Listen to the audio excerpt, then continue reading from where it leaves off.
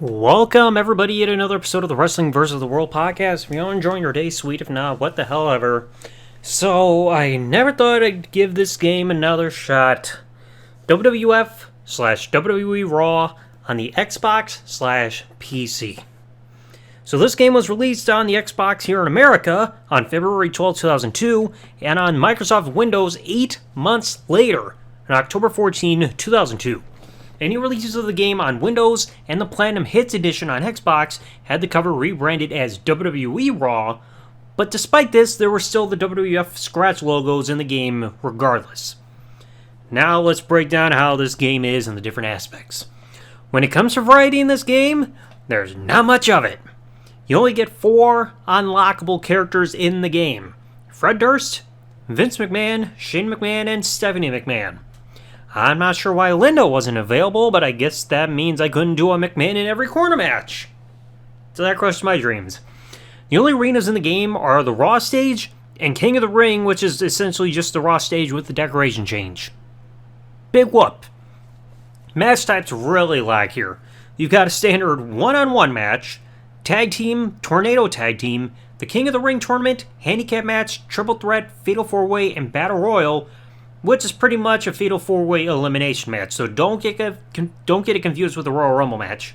The only match type change you can really have, in terms of a quote-unquote variety, are either having between a standard match and a hardcore match, so you can change, like, if there's time limit, either can have interference, no disqualifications, stuff like that. Now when it comes to the roster, this is not fun. There are only 47 available characters once you've got everyone unlocked, which is not impressive by today's standards for a wrestling video game roster. According to the cutting room floor, I checked this while doing a quick bit of research, there are actually 3 characters that end up being excluded from the game's roster. Bull Buchanan and the Good Father, because neither of them were on TV during the game's development after Right to Censor was disbanded, and Dean Malenko, who had retired from wrestling to become a backstage agent within the WWF. Now the gameplay. This feels really poorly done. Both the D-pad and the left thumbstick will move your character around, although the left thumbstick will tend to make your character run, and you have to double tap the directions on the D-pad to run instead. A button is for grappling. B is more for interaction of sorts, like pinning and posing, picking up weapons, stuff like that, and also leaving the ring. X is for striking, Y is for blocking, and both the L and the R triggers change who you're targeting in a match. If you grapple somebody, you both end up pressing the same button afterwards to try to execute a grapple move.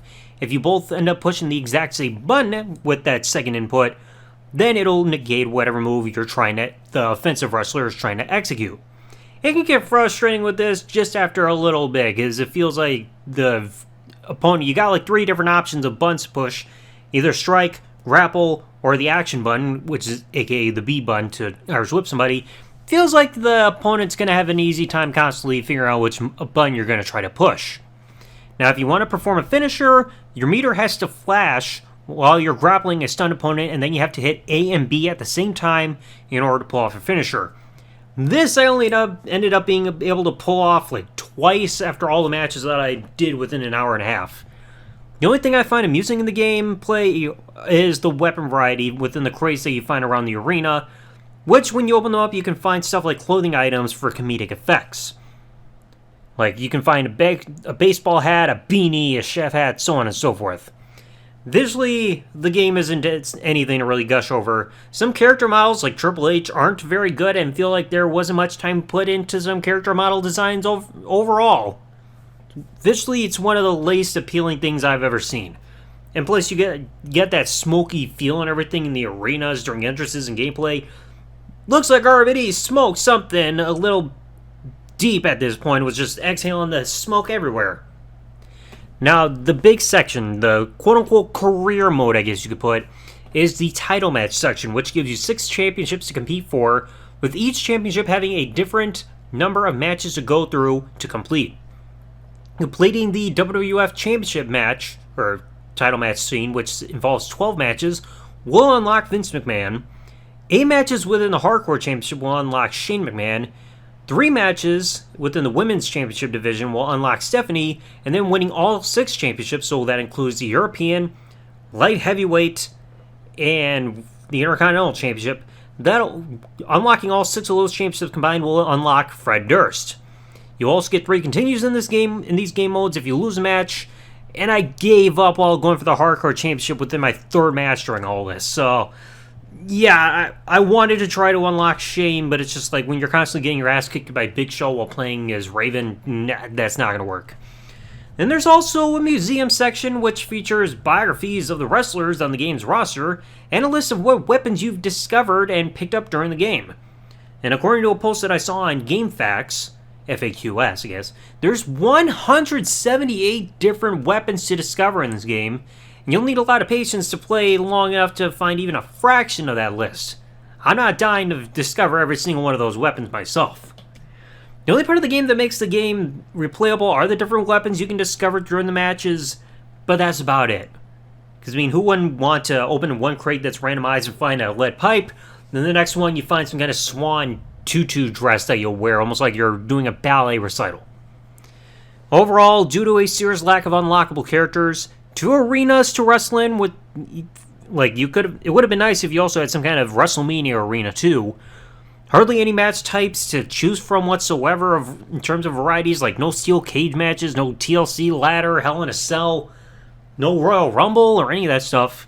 And undesirable gameplay, this game does not come recommended. It felt a bit easier to manage this game on PC, with the PC port that they got, but on Xbox, it's just a pain. Everything combined just makes this game less than favorable, and it's not worth your time. I would say only get it if you want to have a collection of wrestling video games, but in terms of if you want games that you're going to play, don't bother. This game is just no. Like I said, I played this for an hour and a half, got some gameplay recorded and everything. It's not worth it. Alright, you're better off banging your head on a brick wall in order to forget that you ever played this game in the first place.